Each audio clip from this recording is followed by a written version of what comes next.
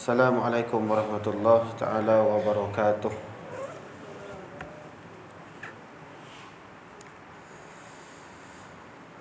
A'udzu billahi minasyaitonir rajim. Bismillahirrahmanirrahim. Alhamdulillahi rabbil alamin. Wassalatu wassalamu ala asyrafil anbiya'i wal mursalin wa ala alihi wa ashabihi ajma'in. Allahumma salli wa sallim ala sayyidina Muhammad wa ala alihi wa ashabihi wa man tabi'ahum bi ihsanin ila yaumiddin. Rabbi shrah li sadri wa yassir li amri wahlul 'uqdatam min lisani yafqahu qawli. Qalu subhanaka la ilma lana illa ma 'allamtana innaka antal alimul hakim. Amma ba'd. Alhamdulillah, yang saya hormati Tuan Pengerusi, yang saya hormati Tuan Imam,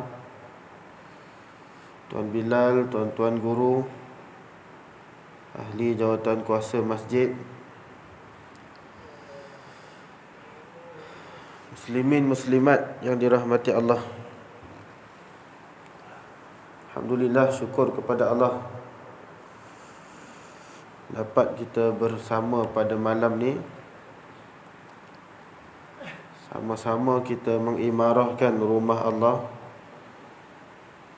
Sama-sama kita duduk dalam majlis ilmu. Alhamdulillah, syukur kepada Allah Subhanahu wa taala. Allah panjangkan umur, Allah kurniakan nikmat iman dan juga nikmat Islam. Alhamdulillah. InsyaAllah malam ni kita sambung kitab Riyadhus Salihin Imam An-Nawawi rahimahullahu ta'ala. Tajuk untuk malam ni insya-Allah kita sambung larangan melakukan kezaliman. Kita masih lagi berada di bawah tajuk kepimpinan. Jadi larangan bagi seorang pemimpin untuk melakukan kezaliman kepada rakyatnya. Tuan-tuan yang dirahmati Allah, pertemuan yang lepas saya sebut tentang keadilan, tentang sifat adil bagi setiap pemimpin, sifat yang wajib ada pada setiap pemimpin. Begitu juga dengan sifat zalim. Sifat zalim ni sepatutnya tidak perlu ada pada setiap pemimpin. Sifat pemimpin itu mesti adil, dia bukannya zalim. Sebab apa? Kalau secara umumnya sifat zalim ini disebut dalam Al-Quran dan juga hadis-hadis Nabi sallallahu alaihi wasallam, dan kita boleh kaitkan dengan kepimpinan. Antaranya firman Allah Subhanahu wa taala dalam surah Ghafir ayat 18. Ma lizalimina min hamimin wala syafi'in yuta'. Orang-orang yang zalim tidak mempunyai teman yang mengasihinya dan tidak pula mempunyai pemberi syafaat yang boleh diterima syafaatnya. Orang-orang yang zalim ini Allah sebut dia ni tak ada kawan. Mana ada orang suka kepada orang yang zalim? Bila dia zalim, secara automatiknya tak ada orang nak kawan dia. Takkan ada orang nak kawan dia. Kalau ada pun dia sama-sama zalim. Kalau ada nak kawan pun boleh jadi dia pun sama-sama zalim. Biasanya orang yang zalim tak ada kawan. biasanya. Jadi tuan-tuan yang dirahmati Allah, itu yang Allah sebut, orang-orang yang zalim, orang-orang yang jahat tidak mempunyai kawan untuk mengasihinya, dan tidak pula mempunyai pemberi syafaat yang diterima syafaatnya.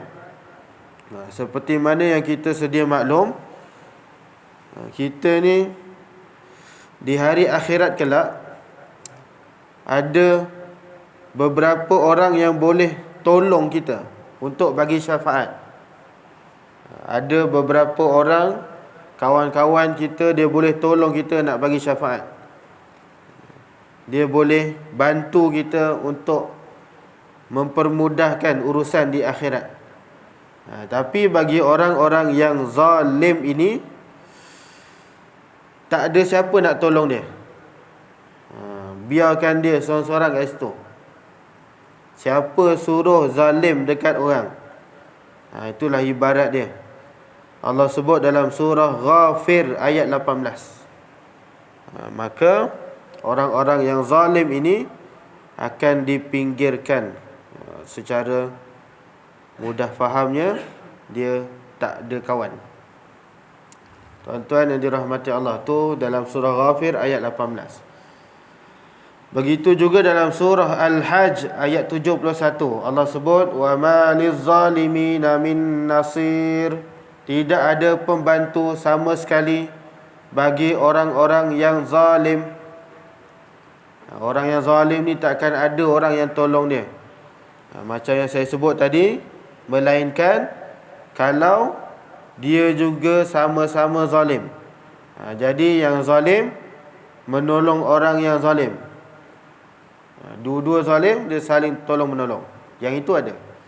Tapi jarang berlaku orang yang baik menolong orang yang zalim. Yang itu jarang berlaku. Tuan-tuan yang dirahmati Allah. Kemudian dalam hadis Nabi SAW daripada Jabir radhiyallahu ta'ala anhu, ittaquz zulma fa inna zulma zulumatun yaumal qiyamati wattaqus syuha fa inna syuha ahlaka man kana qablakum. Nabi SAW bersabda, jauhilah kamu daripada perbuatan zalim. Sesungguhnya perbuatan zalim itu adalah satu kegelapan pada hari kiamat kelak bagi orang yang melakukannya.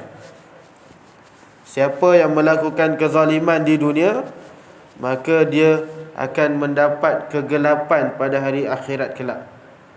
Seolah-olah dia berada di dalam kegelapan. Ibaratnya macam itulah. Sebab itu kita dilarang daripada melakukan kezaliman sesama manusia dan sesama makhluk yang lain.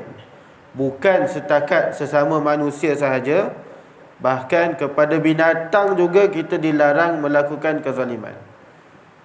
Kepada binatang pun kita tak boleh buat jahat, apatah lagi kepada manusia. Apatah lagi kepada manusia. Binatang pun kita kena buat baik, apatah lagi manusia. Dalam hadis yang lain, Abu Hurairah radhiyallahu ta'ala anhu, anna Rasulullah sallallahu alaihi wasallam qala, la tu'addunnal huquqa ila ahliha yaumal qiyamah hatta yuqada lisyatil jalha'i minasyatil qarna'i. Kamu benar-benar dituntut untuk menunaikan hak yang tidak ditunaikan di dunia kepada mereka yang berhak menerimanya pada hari kiamat, sehingga kan kambing yang tidak bertanduk boleh menuntut haknya daripada kambing yang bertanduk. Hadis riwayat Imam Muslim. Nabi nak bagi contoh, di hari akhirat kelak, sesama binatang pun dia tuntut hak dia. Sesama kambing pun tuntut hak dia. Dulu kau makan makanan aku kan? Dulu kau pernah tanduk aku, kau tak ingat ke? Kambing dengan kambing. Sedangkan kambing ni, dia tak ada dosa pahala.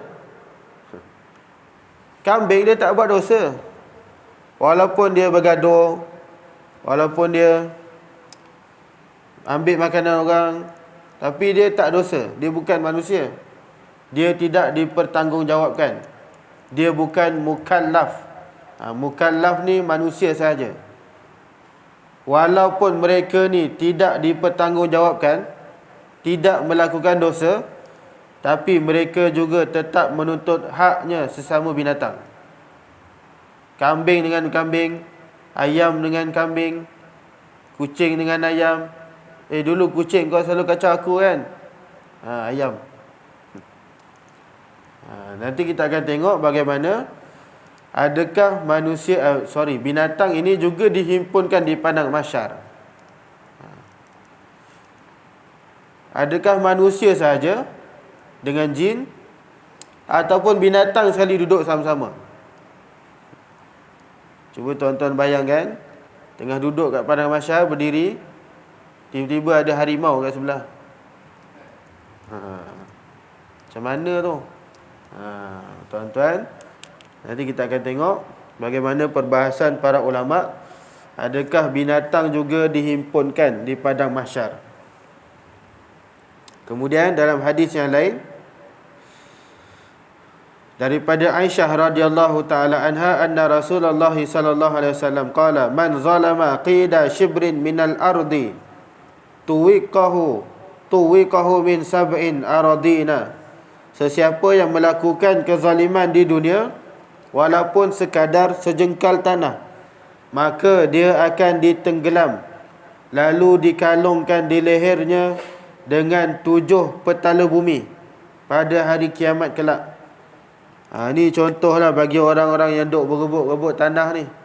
Ni kawasan aku, ni kawasan aku, ni tanah aku ni. Kau tak nampak ni sempadannya? Sedangkan kita nak ukur balik. Okey, dah ukur balik. Kita panggil juru ukur, kita ukur balik sempadan mana yang betul. Dia kata tak nak. Ini memang dah ditanda daripada dulu dah. Bila diukur balik, rupa-rupanya itu bukan tanah dia, tanah orang. Tapi dia tak nak mengaku. Dia kata ini tanah aku, daripada dulu aku jaga. Barang siapa yang melakukan kezaliman walaupun sebesar sejengkal tanah, sejengkal, kecil je tanah ni, Allah akan tenggelamkan dia, dan Allah akan kalungkan dia dengan rantai, yang mana rantai itu seberat 7 petala bumi. Bukan biasa-biasa.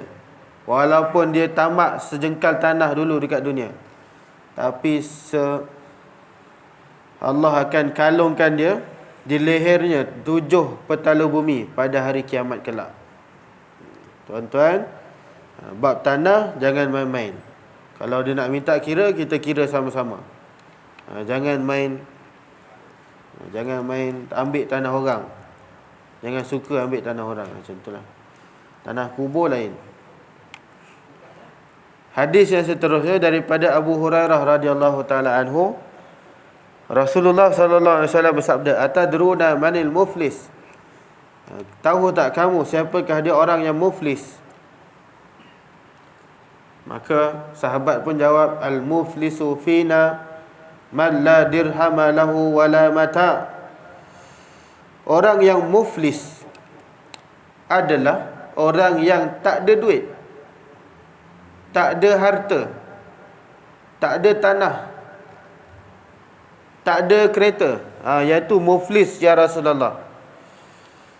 Maka Nabi kata, innal muflisa min ummati ya'ti yaumal qiyamati bi salatin wa siyamin wa zakatin wa ya'ti qad syatama haza wa qazafa haza wa akala mala haza wa safaka dama haza wa daraba haza. Hadis ni saya dah pernah cerita dah, cuma kita ulang balik sebagai peringatan. Orang yang muflis di hari akhirat bukanlah orang yang tak ada duit. Orang yang tak ada duit tu muflis di dunia sahaja.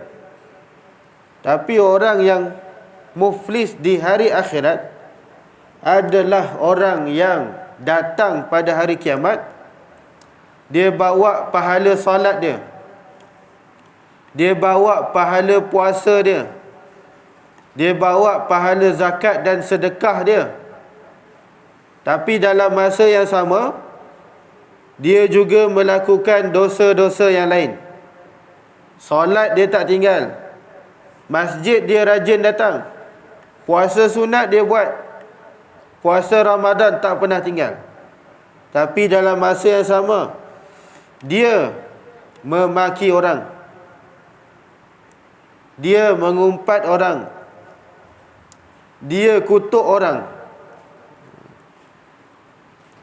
dia suka perli-perli orang. Ini contoh ni. Akibat mulut, badan binasa. Mulut itu suka duk maki orang, tapi rajin pergi masjid. Balik je masjid kejap lagi, dia mula. Mulut dia, orang kata tak ada insurans, tak ada takaful, tak ada. Insurans tak haram, takaful halal. Tapi tak ada takaful mulut dia. Tuan-tuan, balik je masjid, duk mengumpat orang. Habis je puasa, buka puasa, lepas buka mengumpat orang. Contoh. Dia bawa pahala-pahala, tapi dalam masa yang sama dia buat dosa-dosa dengan orang. Satu. Kemudian dia juga menuduh orang lain berzina. Dia juga memakan harta orang lain. Dia juga menumpahkan darah saudaranya. Dan dia juga suka memukul orang tanpa sebab. Dia suka duk pukul-pukul orang tanpa sebab. Kalau bergurau tu boleh terima lagi, tapi ni dia pukul-pukul, dia bantai, dia sampai berdarah-darah muka. Kenapa kau pukul? Saja. Hobi. Gangster lah, gangster. Orang kata gangster. Dia suka pukul orang. Maka kata Nabi SAW, fayu'ta haza min hasanatihi wa haza min hasanatihi. Maka orang yang dizalimi itu akan diberikan pahala daripada kebaikannya, dan orang lain yang turut dizaliminya akan diberikan pahala daripada kebaikannya. Nanti bila kita ahli akhirat kelak, waktu kita dihisap di hadapan Allah, maka akan ada orang datang, ya Allah, dulu abang ni dia suka mengumpat saya, dia suka maki saya, dia suka pukul saya, ni abang ni dulu. Maka kita nak buat macam mana? Waktu tu dah tak ada duit, dah tak ada kad kredit, tak ada kad debit, tak ada duit dah nak bagi. Yang kita boleh bagi apa? Kebaikan kita bagi pada dia. Kita hanya boleh bagi pahala, nak ambil kebaikan saya. Maka dia pergi. Datang lagi seorang, ya Allah, dulu dia ni suka merompak saya. Dulu dia pernah merompak saya ni, ya Allah. Dulu dia pernah tuduh saya melakukan zina. Kita pun nak ambil pahala aku. Dia pun pergi. Datang lagi yang lain, ya Allah, dia ni memang suka pukul orang ni, nak ambil pahala. Sampai habis. Kalau 1000 orang dok kita kutuk-kutuk dia, 1000 datang. 1000 orang tu datang. Sebab masing-masing ketika itu, kenapa? Kita nak kumpul pahala waktu tu. Waktu tu dah tak ada cara lain dah. Memang itu je cara yang kita boleh dapat pahala kita balik. Cashback. Itu je yang kita boleh redeem. Redeem. Tuntut. Nak buat solat dah tak boleh, nak puasa dah tak boleh. Jadi itu sahaja cara untuk kita dapatkan balik kita punya pahala. Maka tuan-tuan, sebab tu ramai yang datang busu-busu, dia maki saya, dia pukul saya, dia tuduh saya, macam-macam. Sebab masing-masing nak selamat ketika itu. Fa'in faniyat hasanatuhu qabla an yuqda ma alaihi ukhiza min khatayahum faturihat alaihi summa turiha finnar. Maka apabila segala kebaikannya dia dah habis bagi pada orang, Datang lagi orang lain, ada lagi seorang, ya Allah, dulu dia suka pukul saya nak tuntut pahala. Pahala dah tak ada, nak ambil apa? Dia bagi pula dosa, nak ambil dosa kau. Kalau macam tu, awak ambil dosa saya, awak tanggung. Dia dah jadi negatif kat situ. Akaun kita jadi negatif. Pahala tak ada, dosa yang bertambah. Dia ibaratnya macam itulah sampai selesai. Kalau pahala banyak tak apa. Kalau pahala banyak, dia boleh cover. Dah habis dah tuntut semua, masih ada pahala. Itu boleh terima lagi lah, logik akal lagi. Tapi jangan buat macam tu, membazir je, buat penat je. Tuan-tuan, itu manusia. Ini cerita manusia. Soalan dia sekarang, adakah binatang juga akan tuntut hak dia? Kita tengah hisap ni, tengah dihisap oleh Allah, tiba-tiba kucing datang. Ya Allah, dulu dia tendang saya. Tak ingat ke? Dulu dia pernah tendang saya ni, ya Allah. Tuan-tuan cuba ingat balik, berapa ratus kucing yang telah ditendang. Berapa ratus dah kucing kita tendang. Tak ingat Ustaz, setiap kali saya jumpa saya tendang. Setiap kali jumpa kena tendang. Setiap kali jumpa kena tendang. Okey. Soalannya, adakah binatang akan menuntut haknya, dan dia adakah dia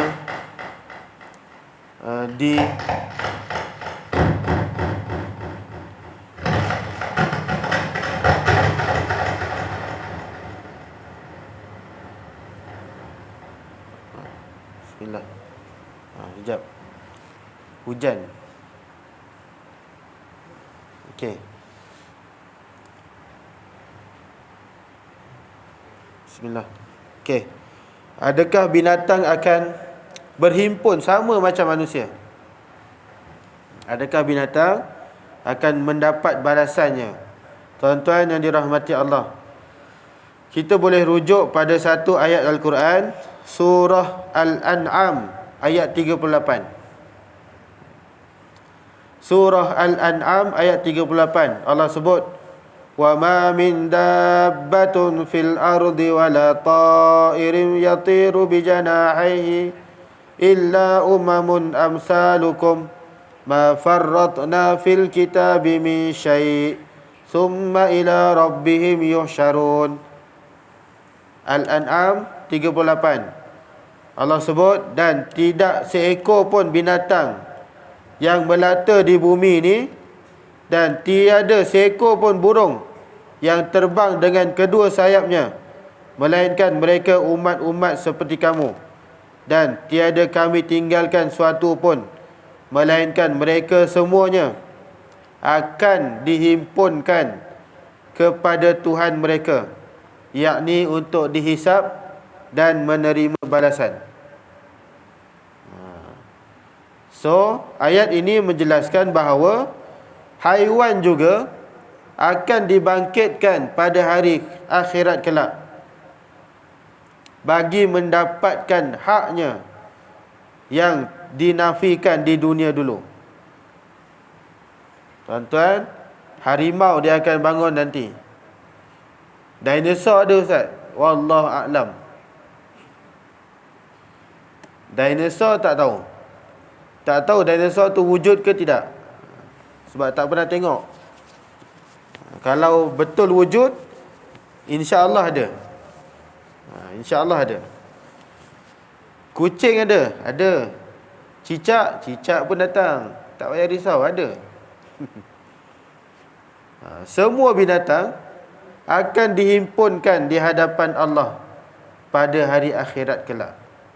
Tidak terkecuali seekor pun. Tidak terkecuali seekor pun. Semua akan dihisap dan akan menuntut haknya. Okey, sekarang kita dah tahu semua binatang akan dikumpulkan. Begitu juga dalam surah At-Takwir ayat 5. Wa idzal wuhushu husyirat.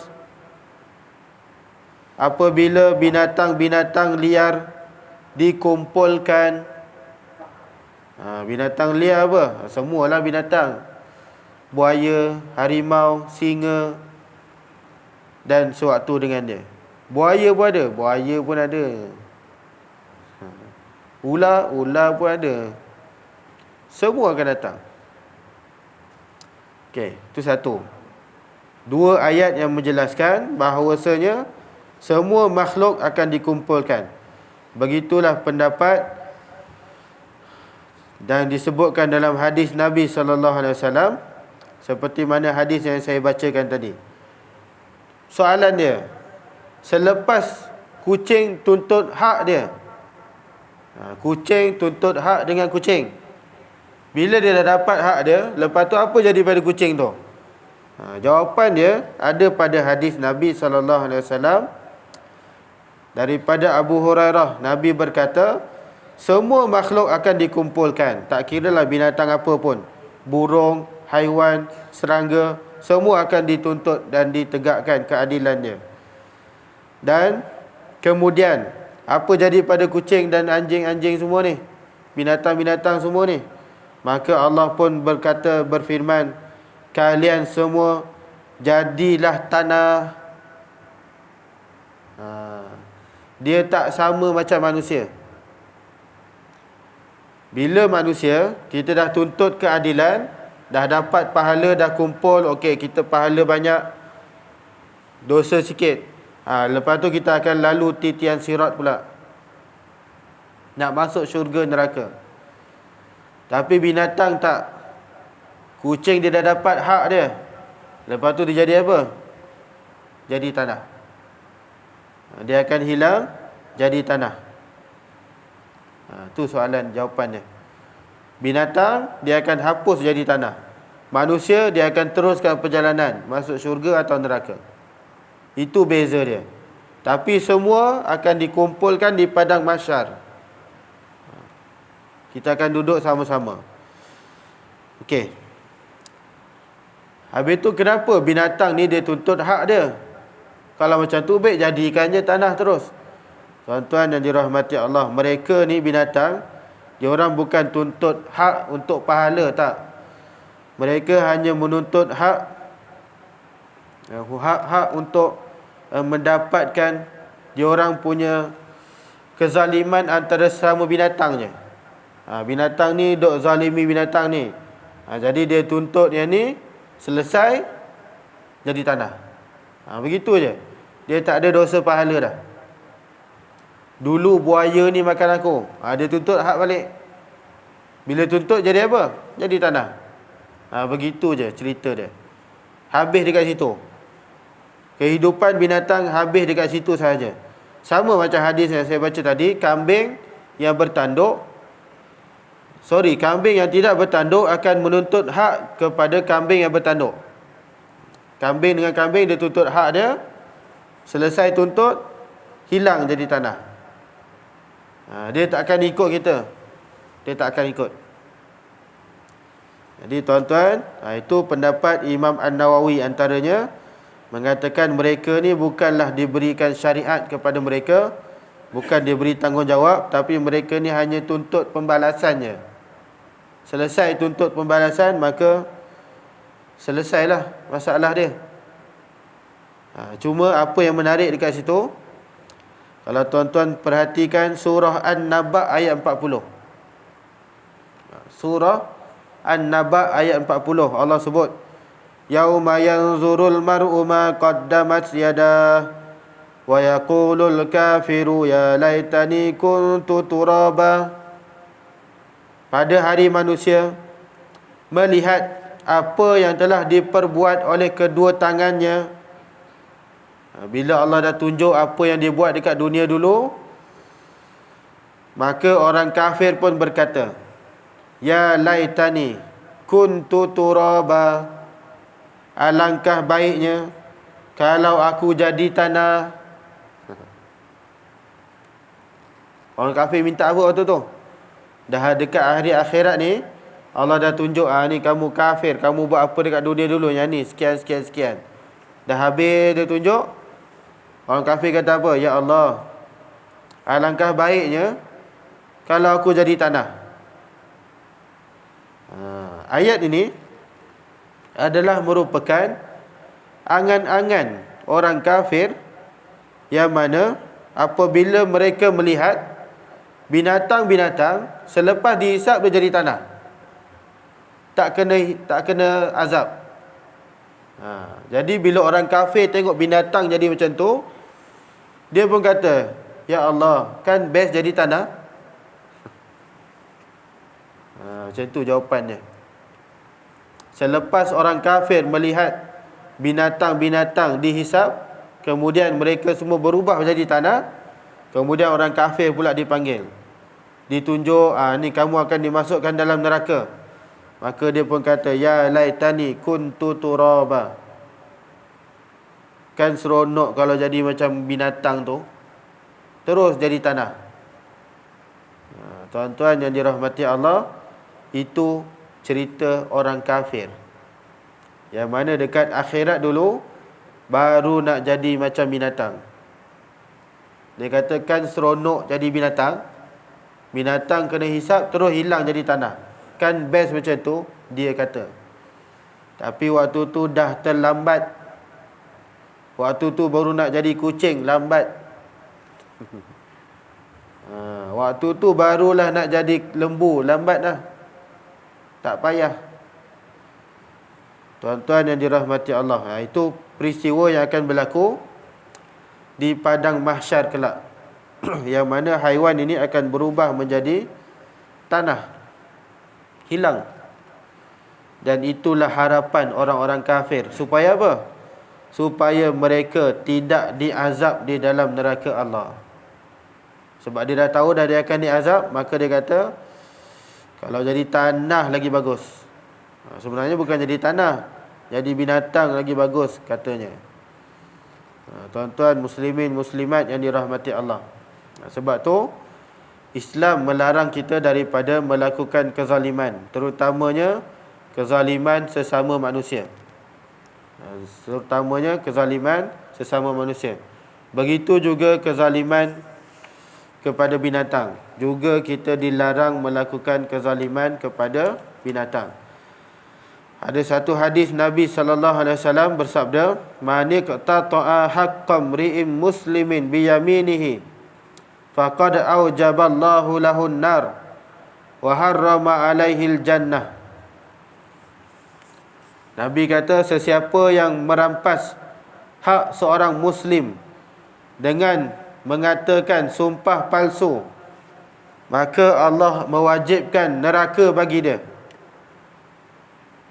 Wajib neraka. Dia ambil hak orang, tapi dia menipu. Sumpah saya tak ambil. Macam tu. Demi Allah saya tak ambil, padahal dia ambil.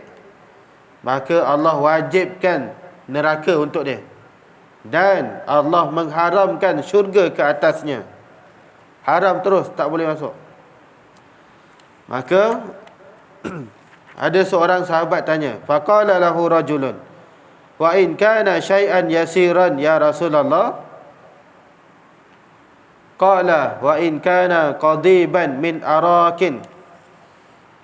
Ada lelaki ditanya, ya Rasulullah, walaupun saya ambil hak dia sikit je, 50 sen je saya ambil, tak banyak pun, 50 sen je saya ambil hak orang, adakah ia juga sama ya Rasulullah? Maka Nabi kata apa? Meskipun kamu ambil hak orang sebesar seperti sebatang dahan daripada pokok kayu sugi, lebih besar, lebih kurang inilah kayu sugi, walaupun sikit, walaupun kamu ambil hak orang sikit je, tapi kamu kata kamu tak ambil, siap sumpah, Allah mewajibkan neraka dan mengharamkan syurga bagi kamu. Walaupun kita ambil hak orang sikit je. Tuan-tuan, jangan main-main. Jangan main-main tentang hak orang. Orang punya, biarkan, jangan ambil. Jangan ambil. Dia punya hak. Kita jangan duk sibuk-sibuk nak ambil hak orang. Tuan-tuan yang dirahmati Allah, tu banyak contoh-contoh kalau kita boleh bagi. Kita jumpa barang tepi duduk ni kan, tiba-tiba nampak duit. Ataupun nampak beg duit orang. Nampak beg duit. Maka kita pun duk ambil. Kita pun ambil lah beg duit tu. Buka-buka ada RM1 je. RM1 je. RM1 pun dia ambil juga. RM1 pun tak payah. Biarkan kat situ. Jangan ambil hak orang. Jangan ambil hak orang. Itu orang punya. Tuan-tuan yang dirahmati Allah. Okey, itu balasan bagi mereka yang melakukan kezaliman sesama manusia. Nabi SAW juga melarang kita melakukan kezaliman kepada binatang. Sebab tu Nabi mengarahkan kepada kita supaya melakukan ihsan, buat baik sesama binatang. Buat baik sesama binatang. Sebab tu ada satu kisah yang disebut dalam hadis tentang seorang lelaki ataupun seorang perempuan. Ada hadis kata lelaki, ada hadis kata perempuan. Dia hanya buat baik kepada seekor anjing. Dia bagi apa dekat anjing tu? Dia bagi minum air je. Dia bagi anjing tu minum air je. Dan disebabkan itu dia masuk syurga. Disebabkan dia bagi minum air pada anjing tu, dia masuk syurga. Itu satu. Dan ada juga hadis yang disebutkan, ada seorang perempuan ni diazab oleh Allah dalam neraka. Sebab apa? Kerana dia mengurung binatang. Dia kurung binatang. Contohnya kucing. Dia kurung kucing dalam sangkar. Habis tu Ustaz tak boleh bela kucing. Nak bela boleh. Tapi kesalahan yang dia buat apa? Dia tak bagi makan. Dia tak bagi minum. Dia biarkan duduk dalam sangkar tu tak dilepaskan. Dah lah tak bagi makan, tak bagi minum, tidak dilepaskan. Maka dia mati dalam sangkar. Perempuan itu diseksa gara-gara seekor kucing yang dikurungnya sampai mati. Dan perempuan tersebut masuk ke dalam neraka hanya disebabkan mengurung seekor kucing. Dia bukan buat jahat pun. Dia bukan berzina ke, merompak ke, dia tak minum arak, dia tak main judi. Apa dia buat? Kurung kucing, tak bagi makan. Tu je. Sebab tu saya sebut dah, kalau nak bela binatang, silakan. Cuma jaga kebajikannya. Jaga kebajikan kucing tu. Jangan biarkan kucing itu kelaparan. Jangan biarkan kucing tu tak minum, tak makan, walaupun sehari. Sampai kucing tu dah mengiau-ngiau, dah bising-bising. Dah bising dah mulut dia, bunyi aja. Kita pun kata diamlah kau. Diamlah. Dapat sebungkus je ni, mana cukup? Contohlah. Baru balik daripada masjid, dapat sebungkus je. Takkan nak bagi kau sikit, aku habis makan dah. Besok lah makan. Bila dah besok tu, ditakdirkan Allah mati kucing tu malam tu. Tak naya kita. Sebab tu, kalau rasa tak boleh nak bagi makan, lepaskannya. Biar dia cari makan sendiri. Biar dia makan sendiri. Boleh jadi disebabkan kucing kita masuk syurga. Dan boleh jadi juga disebabkan kucing kita masuk neraka. Jadi kita boleh pilih nak sebab kucing kita masuk syurga ataupun nak sebab kucing tu kita masuk neraka. Tuan-tuan dan puan-puan boleh pilih mana yang elok dan mana yang baik. Jadi tuan-tuan yang dirahmati Allah, Islam ni agama yang penuh dengan kasih sayang. walaupun dengan sesama binatang, apatah lagi sesama manusia. Apatah lagi sesama manusia. Islam memang mengajarkan kepada kita kasih sayang. Kasih sayang kepada anak, kasih sayang kepada keluarga. Nabi sendiri, Nabi pernah bersabda, Nabi kata apa? Man la yarhamin nas, la yarhamhullah. Sesiapa yang tidak ada sifat kasih sayang sesama manusia, Allah takkan kasih pada dia. Allah takkan kasih pada dia. Kita tengok video orang Palestin, apa kita punya perasaan? Apa perasaan yang kita buat? Kita rasa apa? Padan muka kena bom. Macam tu ke? Padan muka kena bom, siapa suruh lawan? Macam tu ke perasaan kita? Tak. Sepatutnya kita rasa sedih, kita rasa kesian, sayang tengok baby kena bom, kena duduk bawah runtuhan. Sebab tu Nabi kata, siapa yang tiada sifat kasih sayang sesama manusia, maka Allah takkan mengasihi dia. Ada satu juga hadis, satu hari Nabi SAW, dia cium cucu dia. Cium cucu dia, Hasan bin Ali. Al-Hasan bin Ali. Nabi cium cucu Nabi ni. Kemudian sebelah tu ada kawan dia, ada kawan Rasulullah, sahabat Nabi, namanya Aqra bin Habis. Al-Aqra ni pun berkata, inna li asharatan minal waladi ma qabbaltu minhum ahadan. Ya Rasulullah, saya ada 10 orang anak, tapi saya tak pernah cium seorang pun.